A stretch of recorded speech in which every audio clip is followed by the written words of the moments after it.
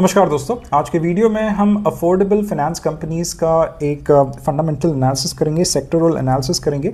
तो इस वीडियो में आपको 4 अफोर्डेबल फाइनेंस एनबीएफसीज दिखेंगे। एक तो होम फर्स्ट है, दूसरा आधार है, तीसरा एप्टस है, इंडिया शेल्टर है, एक और कंपनी है आवास फाइनेंसर्स, इसको मैंने स्किप कर दिया क्योंकि इस कंपनी का ग्रोथ इतना स्ट्रांग नहीं है और पहले मैं इस कंपनी को काफ़ी ज़्यादा ट्रैक करता था और मुझे उसमें ज़्यादा कुछ दिखा नहीं, तो उसको ट्रैक करना मैंने बंद कर दिया। तो यहाँ पे जो भी कंपनीज़ हम डिस्कस करेंगे, these are companies which are there, which are some companies which I track, quarter on quarter, right? तो these are the 4 housing finance companies, affordable finance companies. इसके साथ हम लोग we'll do a cross analysis with some traditional finance companies like Canfin Homes and Bajaj Housing.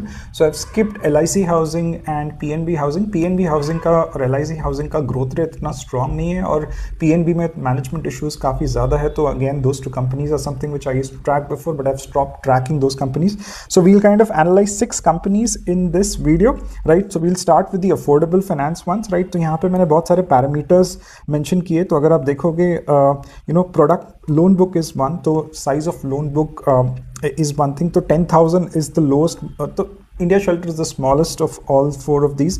उसके बाद एप्टस है 12,000 का, Aadhaar is the biggest and Home First is 15,000 crore का एक तरह से लोन बुक है।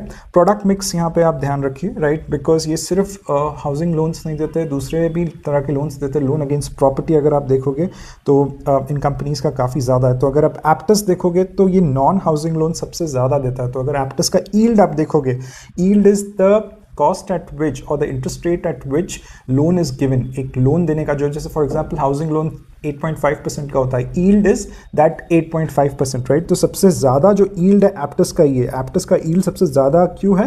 यहाँ पे एप्टस का देखिए आप 17.2 है। If you look at the other companies it's 13.7, it's 13.3, yield is 14.9। It's because कि एप्टस का जो लेंडिंग पाए है उसमें नॉन हाउसिंग लोन्स जो है वो ज़्यादा है। तो हाउसिंग जो होता है काफ़ी सेफ होता है, कोई भी अपने हाउसिंग लोन के ऊपर डिफ़ॉल्ट नहीं करता, क्योंकि you lose out on the house, वो कोई नहीं चाहता है। तो हाउसिंग लोन सबसे सेफेस्ट लोन होता है। बट अगर आपको यील्ड्स ज़्यादा कमाने हैं तो आपको दूसरे थोड़ा एक तरह से थोड़े हाई रिस्क लोन्स जैसे बिजनेस लोन्स में एक तरह से जा सकते हो आप, राइट। तो if you look at the cost of boring, right, cost of boring मतलब ये कंपनीज जो है वो बैंक से, बॉन्ड मार्केट से पैसा उठाते हैं, NHB से पैसा उठाते हैं, राइट, इक्विटी से पैसा उठाते हैं। तो cost of borrowing if you see is 8.2, तो सबका कॉन्स्टेंट ही है, थोड़ा 8, 8.1, 8.2, 8.3 पे दिखेगा। एंड द लेंडिंग जो यील्ड की मैंने बात की दैट इज 13 के रेंज में है, बट एप्टस का 17.2 है। That's why yield minus cost of boring which is the spread is the highest for Aptus, 9% का है एप्टस पे, and for other it's around 5.2, for Aadhaar it's 6 and here it's 6.6, right। तो margins जो है बहुत important है, margin compress हो रहे हैं या फिर मार्जिन एक्सपैंड हो रहे हैं, that is what this table shows you. Now the most important thing is asset quality. तो बैंकिंग का जो बिजनेस है, लोन देना तो बहुत आसान है, सबको पैसों की ज़रूरत होती है, बट लोन देने के बाद वो लोन को रिकवर करना सबसे मुश्किल काम है। और जब ये काम पे आ जाते हैं तो अगर आप देखोगे चारों कंपनीज जो है उसका रेड में आपको दिख रहा है, right. So if you look at the GNPA, so there are 2 ways in which you track the asset quality। One is the GNPA। GNPA is nothing but आपने लोन लिया है बट 90 डेज तक आपने EMI पे नहीं किया है, तो करीबन तो 2%, 1.5 to 2% रहता है, राइट। तो ये कंपनीज का अगर आप देखोगे, चारों कंपनीज का GNPA वर्सन हुआ। आधार का वॉलेटाइल रहा है, मतलब मैंने पिछले 3 क्वार्टर्स का ट्रेंड देखा है, तो आधार का एक वक्त में ऊपर गया, फिर नीचे गया, फिर ऊपर गया, बट बाकी तीनों कंपनीज का वर्सन हुआ है, right. The next is credit cost. तो एसेट क्वालिटी को असेस करने के लिए क्रेडिट कॉस्ट देखना बहुत ज़रूरी है। नॉर्मली अफोर्डेबल फाइनेंस कंपनीज का क्रेडिट कॉस्ट 40 to 50 बिप्स के बीच में रहता है। क्रेडिट कॉस्ट इंपॉर्टेंट है। क्रेडिट कॉस्ट हमको बताता है कि P&L पे कितना लॉस उठा रही है कंपनी, राइट। तो सब कुछ मिला जुला कर, प्रोविजंस मिला के, राइट ऑफ्स मिला के, रिकवरीज मिला के कितना नुकसान हो रहा है कंपनी का। Opex cost is nothing but आप कितने ब्रांचेस डाल रहे हो, कितने मैन पावर्स को हायर कर रहे हो। तो अगर समझो कॉस्ट टू इनकम ज़्यादा जाता है, इसको 2 तरीके से रीड कर सकते हैं। अगर कॉस्ट टू इनकम अगर आपका ज़्यादा हो रहा है तो आपको समझने की ज़रूरत है कि आप ज़्यादा क्यों कर रहे हो, एक्सपैंड कर रहे हो, ब्रांचेस नहीं डाल रहे हो, नए जोग्राफीज में जा रहे हो, या फिर आप ज़्यादा लोगों को हायर कर रहे हो क्योंकि आपका एसेट क्वालिटी खराब हो रहा है और आपको रिकवरीज पे एक तरह से ध्यान देना है, राइट। तो अगर आप देखोगे चारों कंपनीज के जो कॉस्ट टू इनकम है, जो ओपेक्स कॉस्ट है वो बढ़ रहा है। तो इसका कारण क्या है आगे हम देखेंगे, right. Profitability, ROA and ROE are the two most important metrics to judge the profitability. Normally affordable finance में आपको ROAs 4 के ऊपर दिखेंगे, 4.6 है। यहाँ पे Aptus का तो ROA सबसे बेस्ट है, 8% का ROA, क्योंकि ऊपर जो आप जैसे मैंने एक्सप्लेन किया कि इनके यील्ड्स ज़्यादा होते हैं, तो ROA सबसे हैंडसम है सबसे Aptus का।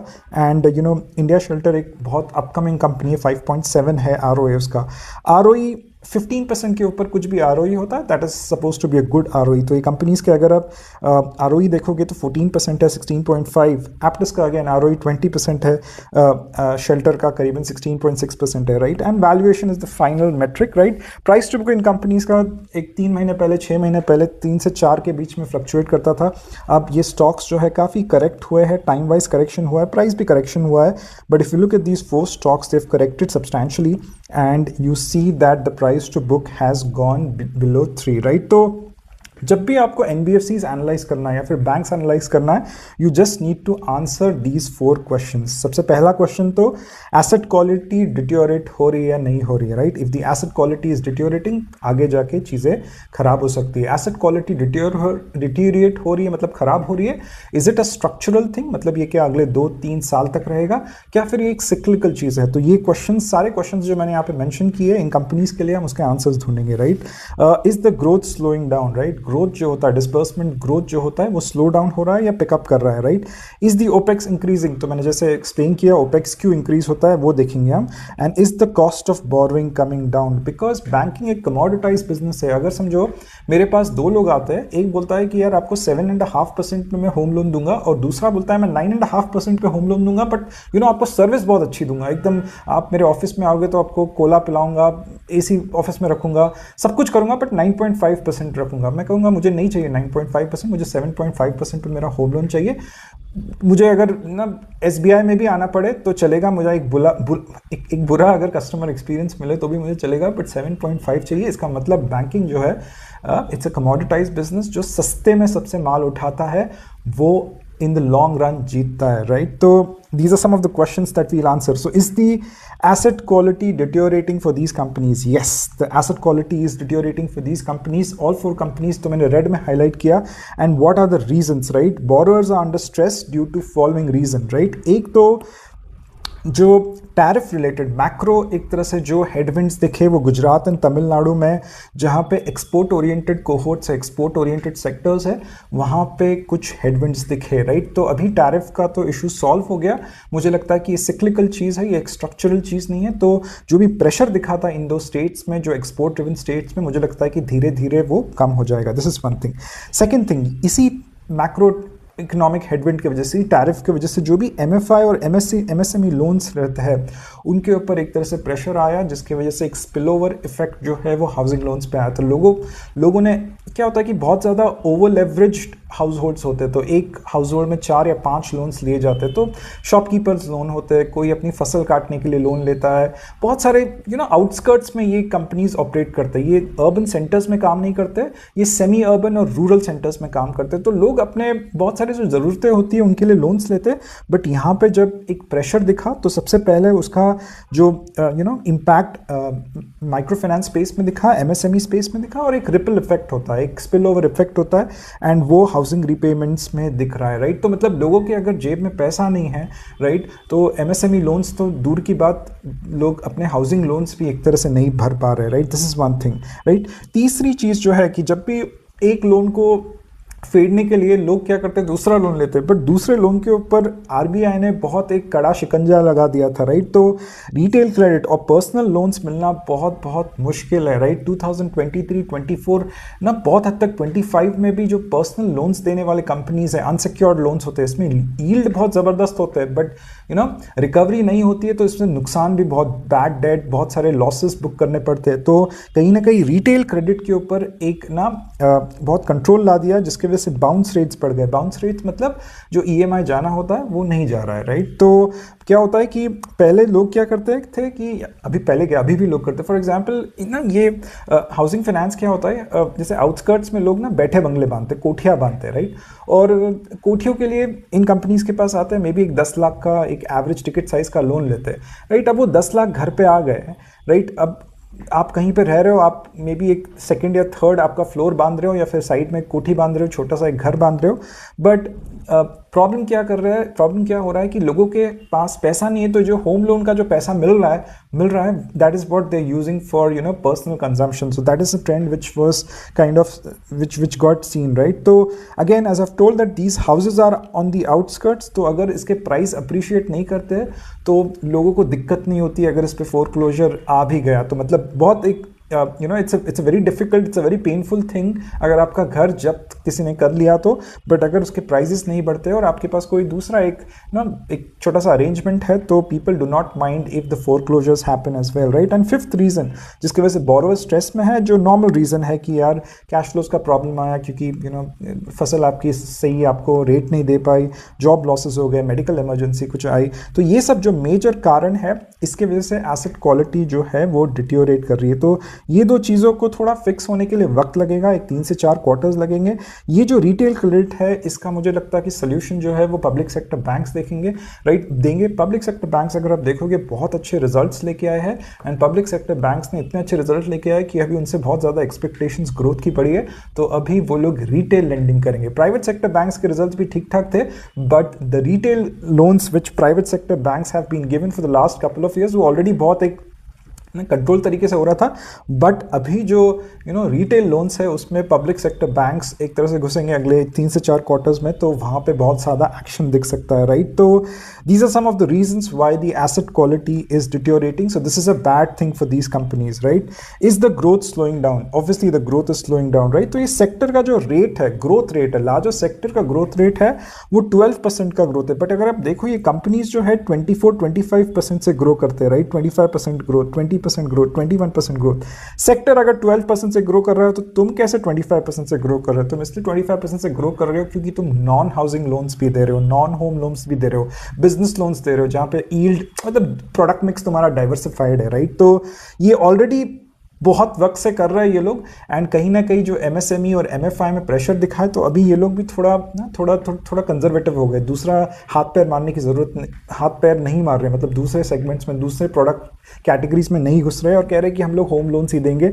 भले 12% से सेक्टर ग्रो कर रहा है तो हम लोग भी थोड़ा धीरे ग्रो करेंगे, कोई दिक्कत नहीं है, बट हमको एसेट क्वालिटी खराब नहीं करनी है, राइट? अभी पूरा फोकस जो है वो एसेट क्वालिटी के ऊपर, right? So this is more of आपका फोकस कहाँ पे, राइट? पूरा organisation, what is the true north of the organisation, right? So the true north for all these organisations right now is key go on the field and get the money which we have lent. Growth वगैरह, नए loans, ओरिजिनेशंस जो है, नए disbursements है, उसको थोड़ा pause करते हैं. जो पैसा दिया है वो पहला पैसा लेके आते हैं, राइट? तो फोकस जो है वो एसेट क्वालिटी इंप्रूव करने में है, राइट? दूसरा फोकस जो इंपॉर्टेंट है वो है अपने जो लोन्स दिए उनको रिटेन करने में, क्योंकि जो इंटरेस्ट रेट्स कट हुए 1.25 एक तरह से % से इंटरेस्ट रेट्स आरबीआई ने कट किए, तो जो भी ये पब्लिक सेक्टर बैंक्स है या फिर बजाज हाउसिंग जैसी कंपनी है, इनके भी एक तरह से इंटरेस्ट रेट्स बहुत कम हुए, right? Because they borrow at far lower rates, right? Public sector banks they borrow at a far lower rate as compare to NBFCs. In fact NBFCs borrow from public sector banks, right? तो धीरे धीरे public sector banks नहीं कर रहे हैं वैसे, but आप अगर देखोगे बहुत सारे जैसे कंपनीज जो कैनफिन होम्स में मैंने देखा, फॉर एग्जाम्पल बजाज फाइनेंस में मैंने देखा कि ये लोग जो है अफोर्डेबल फाइनेंस के जो 10 लाख 15 लाख के जो लोगों ने लोन लिए हैं वो एक तरह से बोल रहे हैं कि भाई हमारे पास आ जाओ, instead of these people charging you 13% will charge you 11%, आप हमारे पास आ जाओ. तो बीटी आउट्स बोलते हैं इनको.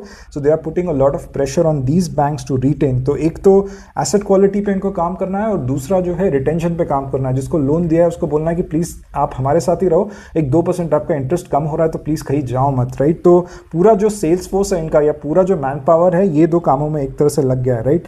तीसरी एक चीज है, ये जो इक्विटास, उज्जीवन जैसे स्मॉल फाइनेंस बैंक्स है उनको होम लेंडिंग में आना है, क्योंकि इसमें यील्ड अच्छे है, 11-12% पे यील्ड दे सकते हैं, राइट? तो कहीं ना कहीं बहुत ज़्यादा कंपटीशन है इन बैंक्स को. ये लोग करीबन 10 lakh 15 lakh average ticket size के लोन देते हैं, राइट? तो यहाँ पे आपके जो ये बैंक्स है, इक्विटास, उज्जीवन, जना बैंक, ये यहाँ पे कंपटीशन दे रहे हैं और बजाज हाउसिंग जैसे कंपनीज भी एक तरह से अपना जो उनका संभव प्रोजेक्ट है जहाँ पे वो लोग अफोर्डेबल हाउसिंग फाइनेंस में करीबन 15 लाख के लोन देना शुरू कर दिए और काफ़ी एग्रेसिवली अगले 1-2 साल में लेके जाएंगे, राइट। तो इन कंपनीज को काफ़ी प्रेशर, ये अफोर्डेबल फाइनेंस कंपनीज को काफ़ी प्रेशर आ रहा है, right. And you know fifth and important point, ये कंपनीज ऑलरेडी एक मैच्योरिटी स्टेज में आ गए। अगर 20,000 लोन बुक है तो थोड़ा मैच्योर्ड एक तरह से स्टेज में आ गए, तो बेस जो है वो छोटे बेस से ग्रो नहीं हो रहा है, काफ़ी बड़े बेस से ग्रो हो रहे हैं। So you know the future growth guidance that most of these managements have given are lower as compare to what they used to give maybe 2, 3, 4 quarters before, right? One more important thing, ROEs. तो ये companies के अगर आप देखोगे the loan book growth, right? यहाँ पे अगर आप लोन बुक AUM ग्रोथ 25% देखोगे, but ROE is just 14%, right? तो एक तरह से आपके बिजनेस में ROE is nothing but how much your business is earning. तो आप लेट्स से आपकी सैलरी 1 लाख रुपए है, बट आपके खर्चे 1.5 लाख रुपए, तो आप वो ऊपर का 50,000 का क्या करोगे, राइट? तो आपको कहीं ना कहीं जाकर किसी लोन लेना पड़ेगा, किसी से पर्सनल लोन लेना पड़ेगा, सगे संबंधी से मांगना पड़ेगा। बैंक्स क्या करते हैं या फिर कोई भी कंपनीज जो होते हैं वो क्या करते हैं, अगर खर्चे ज़्यादा है, so in order to grow this business they require 25%, but the money that they are earning from this business is 14%, तो वो लोग इक्विटी डाइल्यूट करते हैं या फिर डेट लेते हैं। ये बैंक्स तो ऑलरेडी डेट लेते हैं, बट ये लोग इक्विटी बहुत डाइल्यूट करते हैं। तो if you look at the ROEs, the difference between ROE and OEM, right, AUM, sorry OEM बोल रहा हूँ, AUMs काफ़ी ज़्यादा है, सेल्स ग्रोथ काफ़ी ज़्यादा है, ROE काफ़ी कम है, मतलब 20% का है, ये 21% एप्टस का एक एक्सेप्शन है। But if you look at the ROEs, they are you know very low as compared to the kind of growth that these companies do. That's why they go and dilute the equity. Home First Finance, Aadhar, right, India Shelter bar bar equity dilute करते हैं, right. तो growth is slowing down for these reasons, right. Opex बढ़ रहा है क्या? Yes, क्योंकि पूरा focus जो है वो कलेक्शंस पे है, तो सारी जो कंपनीज है वो लोग मैन पावर रिक्रूट कर रहे हैं, बहुत लोगों को रिक्रूट कर रहे हैं, क्योंकि पूरा फोकस जो है वो कलेक्शन पे है। दूसरा जो चीज़ें हो रही है यहाँ पे, अट्रिशन बहुत ज़्यादा है, तो ये जो स्मॉल फाइनेंस कंपनीज है या फिर बजाज हाउसिंग जैसी कंपनी है, इनके जो प्रोडक्टिव एसेट्स है, प्रोडक्टिव मैन पावर है, उनको एक तरह से इनसे छीन रही है, ऑब्वियसली अच्छे सैलरीज देके। तो इन कंपनीज को प्रोडक्टिव एसेट्स की जरूरत है, तो ये लोग रिक्रूट बहुत तेजी से कर रहे हैं, जिसकी वजह से इनका फिक्स्ड एसेट जो है वो बढ़ते जाएगा अगले 2 से 3 क्वार्टर में, right. Is the cost of borrowing coming down? ये बहुत इंपॉर्टेंट है। अगर आप यहाँ पे देखोगे, राइट, कॉस्ट ऑफ बोरिंग सारे कंपनीज का जो है वो कम हुआ है, राइट। ये कॉस्ट ऑफ बोरिंग 8.2 है, 8 है, 8.1 है, 8.3 है, right. 3-4 quarters back it was 8.5, 9 तक भी कॉस्ट ऑफ बोरिंग था। तो ऑब्वियसली कॉस्ट ऑफ बोरिंग कम हो रहा है। क्यों कम कॉस्ट ऑफ बोरिंग कम हो रहा है? क्योंकि RBI ने 1.25% से रेट कट किए, राइट। तो 1.25 से रेट कट किए, तो थोड़ा फंडिंग मिक्स समझ लेते। तो ये जो NBFCs होते हैं, ये लोग ये एंटिटीज से पैसा उठाते हैं, तो बैंक से उठाते हैं, NHBs से उठाते हैं, NCDs मतलब बॉन्ड मार्केट होता है, फिर इक्विटी डाइल्यूट करते हैं, और ECBs मतलब इंटरनेशनली पैसा उठाते हैं, राइट। बट 60% इनका बोरविंग जो है ना वो बैंक से आता है, राइट। 60% से ज़्यादा बोरविंग बैंक से आता है। बैंक्स इनको 2 तरह से लेंड करते हैं, एक तो MCLR पे लेंड करते हैं, या MCLR इंटरेस्ट रेट पे रेंट करते हैं, या फिर EBLR जो इंटरेस्ट रेट्स होते हैं वो रेपो लिंक्ड होते हैं। मतलब अगर 1.25 से रेपो रेट गिरा है, तो अगर आपने है ना EBLR से आपके सारे लोन्स लिए हैं, तो इमीडिएटली आपको 1.25 का एक तरह से आपका जो कॉस्ट ऑफ बोरोइंग कम हो जाता है, राइट। बट अगर आप MCLR is nothing but banks जो होते हैं जैसे SBI, HDFC, ICICI, ये खुद के डिपॉजिट्स एक तरह से जो कमाते हैं वो लोग, राइट, डिपॉजिट्स जो उनके पास होते हैं उनको बेस रख के MCLR देते हैं, राइट। तो यहाँ पे इमीडिएटली आपको बेनिफिट नहीं मिलता है इंटरेस्ट रेट ट्रांसमिशन का। तो मे बी RBI ने 1.25% से रेट कट्स किए, बट अगर ये 4 कंपनीज में से MCLR रेशियो अगर 70% रहा, तो इनका कॉस्ट ऑफ बोरोइंग उतना तेजी से नहीं गिरेगा एज कंपेयर टू कंपनीज जिनका EBLR कॉस्ट ऑफ बोरोइंग रहेगा। तो ये एक बहुत इंपॉर्टेंट प्रॉब्लम है। That's why cost liability side पे समझना बहुत इंपॉर्टेंट है। तो बहुत सारे कंपनीज अपने जो बोरोवर्स को एक तरह से लोन्स देना चाहते हैं, उसमें वो कटौती करना चाहते हैं, they want to reduce the price, क्योंकि कंपटीशन इतना ज़्यादा है। But the fact that the cost of borrowing is stuck up, right, जितना ट्रांसमिशन होना चाहिए था उतना हुआ नहीं, राइट, जिसके वजह से वो लोग अभी रुके हुए हैं। They don't want to reduce the price at which new loans are given out. और इसमें एक तरह से पब्लिक सेक्टर बैंक्स या फिर बजाज हाउसिंग जैसे कंपनीज एक अपॉर्चुनिटी ढूंढ के फटाफट लोन्स दे रहे हैं, राइट। तो यहाँ पे मैंने बजाज और कैनफिन का एक तरह से एनालिसिस किया, तो बजाज हाउसिंग का तो स्टॉक नीचे ही जा रहा है। The fact that it is a renowned mid cap, करीबन 75,000 30,000 का एक तरह से लोन बुक है, कैनफिन का 40,000 का, इसलिए मैं बजाज फाइनेंस को एक तरह से, बजाज हाउसिंग को एक तरह से ट्रैक करता हूँ, राइट।